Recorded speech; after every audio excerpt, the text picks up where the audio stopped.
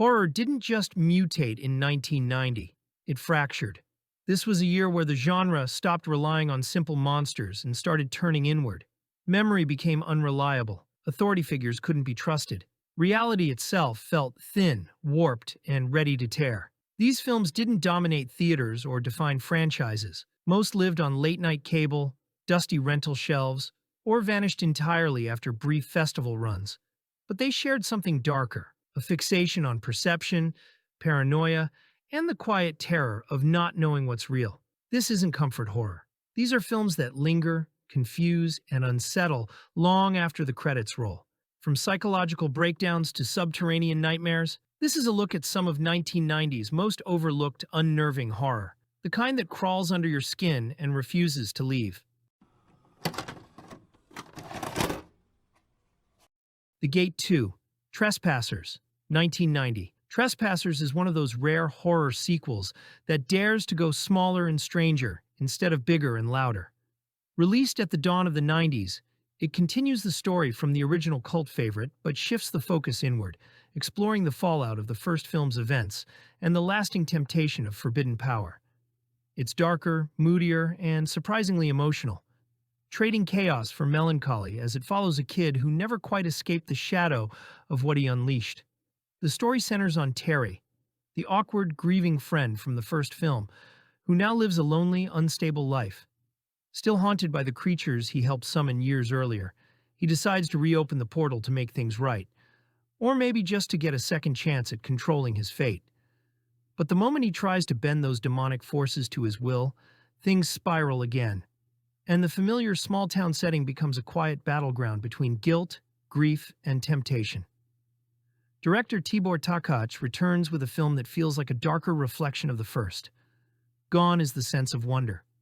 In its place is something more tragic, a cautionary tale about obsession and consequences, wrapped in practical effects and stop-motion creatures that retain their handmade charm.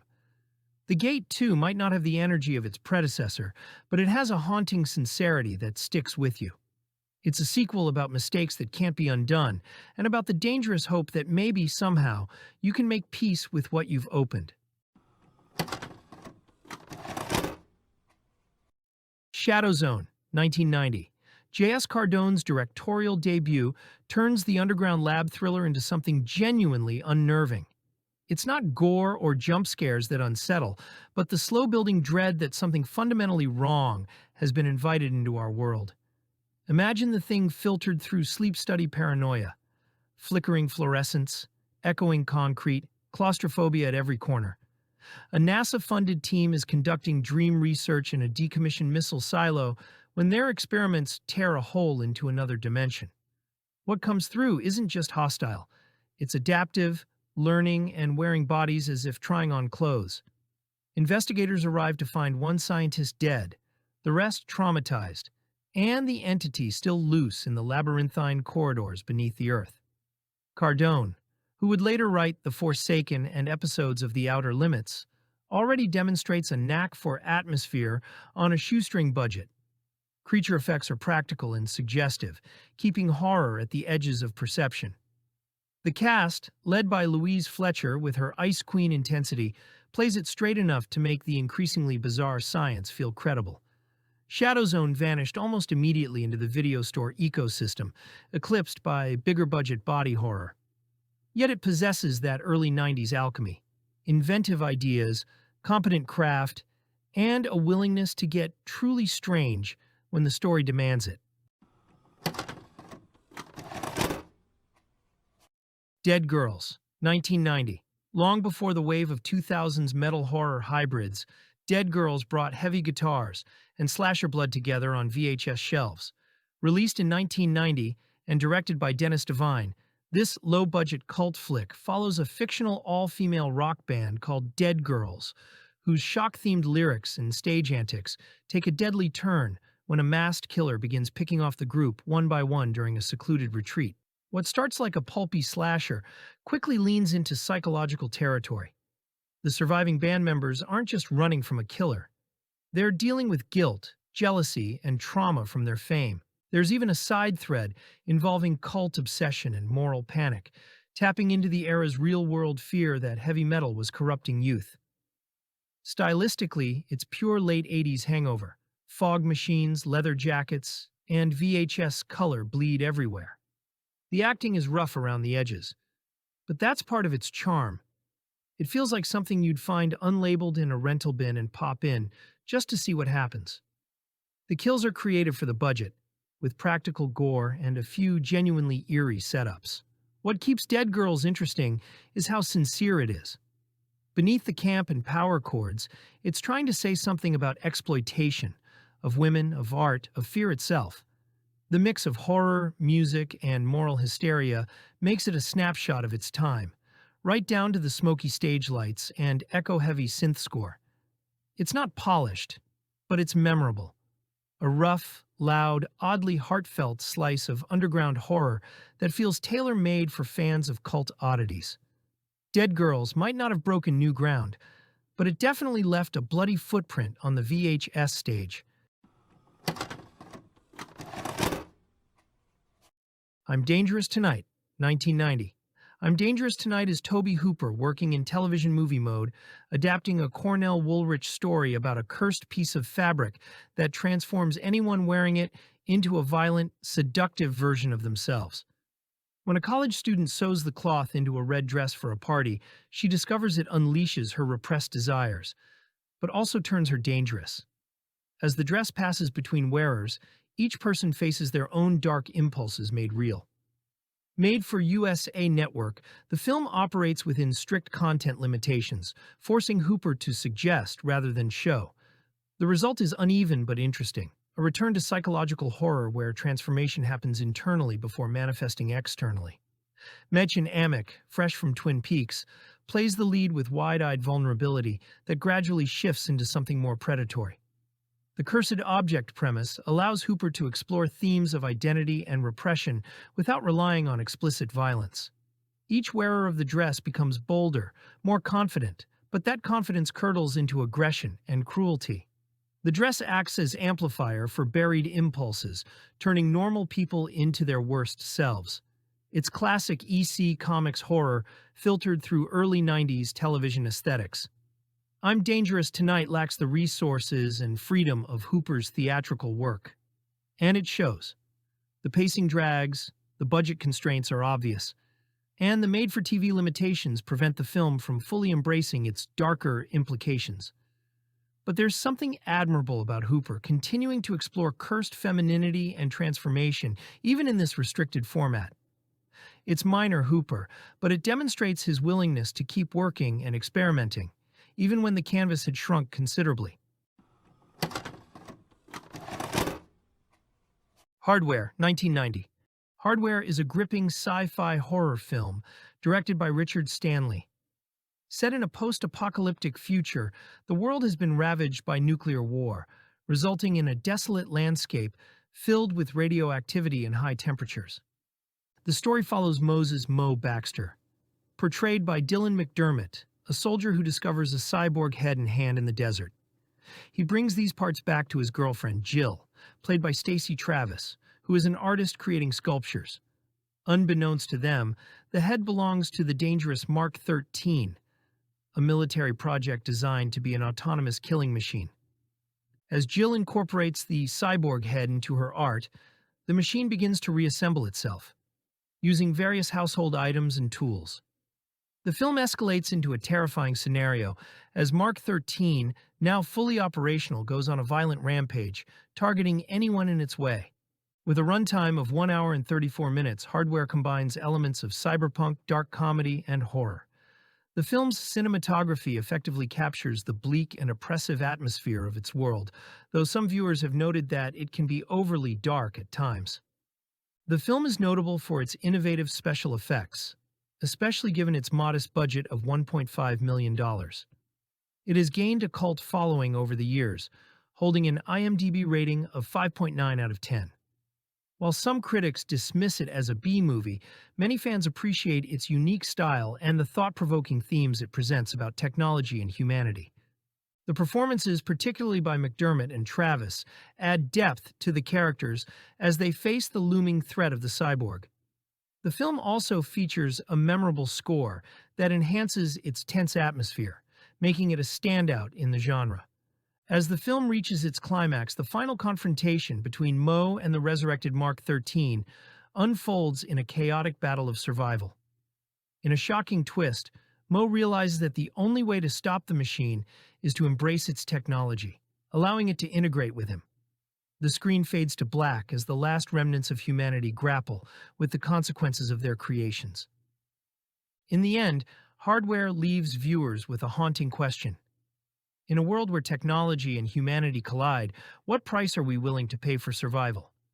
This unsettling conclusion lingers long after the credits roll, inviting contemplation on our relationship with technology and the future that awaits.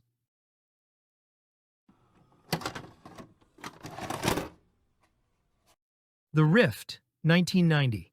Dive into the depths of aquatic terror with The Rift, also known as Endless Descent, where director Juan Piquer Simon delivers a claustrophobic nightmare that feels like the abyss took a wrong turn into Event Horizon territory.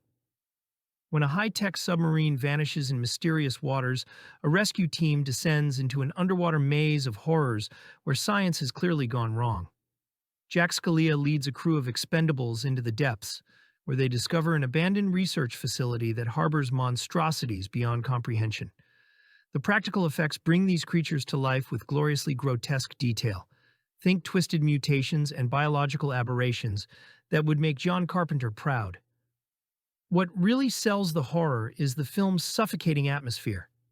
Every creaking corridor and waterlogged chamber builds tension, while the crushing pressure of the deep adds an extra layer of dread to every encounter.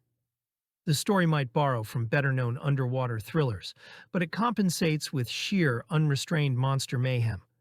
For creature feature enthusiasts and fans of practical effects wizardry, The Rift serves up deep-sea terror with enough twisted imagination to make you think twice about your next diving expedition. Two Evil Eyes, 1990. Two Evil Eyes is a rare collaboration between two of horror's most distinctive voices, George A. Romero and Dario Argento. Released in 1990, the film adapts a pair of Edgar Allan Poe stories into two feature-length segments, each directed in the unmistakable style of its creator. It's a meeting of horror minds that feels like a cinematic handshake between American and Italian Gothic traditions. Romero's segment, The Facts in the Case of Miss Valdemar, stars Adrienne Barbeau as a woman scheming to control her dying husband's fortune through hypnotism. Things, of course, don't go as planned, and the story spirals into a tale of greed, guilt, and reanimation. It plays like a lost episode of Tales from the Crypt, darkly funny, moralistic, and full of pulpy energy. Argento's half, The Black Cat, reimagines Poe's story through the lens of a crime thriller.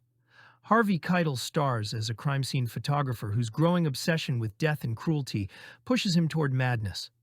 Argento fills the frame with bold colors, stylized violence, and his trademark sense of delirium, turning the familiar story into something vivid and unsettling. While the two stories are tonally very different, that's part of the appeal. Romero delivers measured suspense and irony, while Argento goes full fever dream. Together, they show how Poe's stories can mutate through different cultures and cinematic traditions. Two Evil Eyes wasn't a major hit at release, but it became a cult favorite among VHS collectors, partly because it's one of the few times two horror legends shared billing on the same project. For fans of anthology horror or classic literature reimagined through blood and style, it's a must-see from the tail end of the genre's golden age. Braindead, 1990. Not the Peter Jackson splatter film. This is Adam Simon's paranoid mindbender, and one of the most undervalued psychological thrillers of its era. Bill Pullman stars as a neurosurgeon drawn into an experimental brain procedure on a mathematician accused of murdering his family.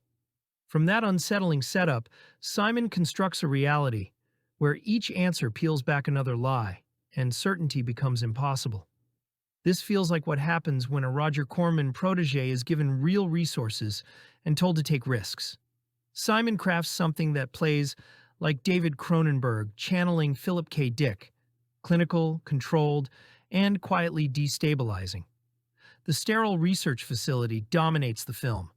White corridors, observation rooms, an artificial calm that may be real, staged, or entirely inside Pullman's fracturing mind. Bill Paxton brings a coiled antagonistic menace to a supporting role, while Bud Cort's off-kilter presence suggests he may be the only honest character. The score shifts between industrial unease and eerie restraint, refusing to let the audience settle. By the final act, timelines blur, identities fracture, and the film openly challenges whether anything we've witnessed actually occurred. Premiering at Sundance to strong buzz, Braindead was quickly shunted to video, where it quietly found its audience. It remains a cult favorite for viewers who like their thrillers disorienting, intellectual, and willing to leave scars rather than answers. Baby Blood, 1990. Body horror doesn't get much stranger or bloodier than Baby Blood. Released in 1990 and directed by Alain Robach, this French horror film blends dark comedy, surrealism, and grotesque imagery into something that feels both disturbing and oddly artful. The story follows Yanka, a circus performer trapped in an abusive relationship whose life takes a horrific turn when a strange parasite enters her body. It speaks to her telepathically, convincing her she's carrying the seed of a new species, one that will replace humanity. The catch? It needs blood to survive. Lots of it. Over time, Yanka transforms from victim to predator, feeding her unborn monster and killing anyone who crosses her path. What makes Baby Blood so fascinating isn't just the gore, though there's plenty, but its perspective. The creature inside her isn't a villain. It sees itself as evolution, and Yanka slowly begins to agree. Robach's direction keeps everything uncomfortably intimate. Extreme close-ups, smeared makeup, and pulsating sound design that make you feel like you're trapped inside Yanka's head. The narration from the creature, voiced by Alain Bachung in the French version, Gary Oldman in the English dub, gives the film an unnerving charm, like a lullaby whispered by something inhuman. Under its splatter and surreal humor, Baby Blood is really about transformation and control. A bloody feminist parable told through the lens of European horror. It's shocking, stylish, and weirdly beautiful, the kind of film that stuck to the shelves of the VHS horror section like a dare. If David Cronenberg and Gene Rollin ever made a movie together, it might look a lot like Baby Blood. Equal parts disturbing and mesmerizing, and absolutely one of the strangest horror films of the early 90s. The Reflecting Skin, 1990. Philip Ridley's debut is not just overlooked. It's actively unsettling, and that's precisely the point. Set in the wheat-scorched plains of 1950s Idaho, it renders childhood trauma as fever dream. The film unfolds like a Gothic fairy tale. Adults are either predators or victims, and innocence curdles into something dangerous. Young Seth Dove believes his neighbor is a vampire. She might be. Or she might simply be a widow, mourning in the vast American nowhere. Meanwhile, Seth's world collapses. His father unravels, his older brother returns from the Pacific changed, and the horizon burns with the dread of atomic age anxiety. Ridley frames the endless wheat fields like an ocean you could drown in, scorched gold and blood-red sunsets, while the synth and strings score turns pastoral decay into operatic horror. Viggo Mortensen brings unexpected tenderness to a role that could have been archetypal, while Jeremy Cooper sustains a feral intensity rare in child actors. But it's Lindsay Duncan who haunts every frame, fragile, monstrous, and terrifying, depending on whose eyes we're seeing through. Premiering at select festivals and earning a cult reputation in Europe, the film vanished from American screens for years. It flirts with exploitation edges but never fully embraces them. The Reflecting Skin feels like Terrence Malick directing a grim tale. Beautiful, unbearable, and even 30 years later, defiant of easy categorization. If you love discovering forgotten horror and cult cinema, hit that like button and subscribe for more deep dives into the films time forgot. Thanks for watching, and remember, always be kind and rewind, because every movie is someone's favorite.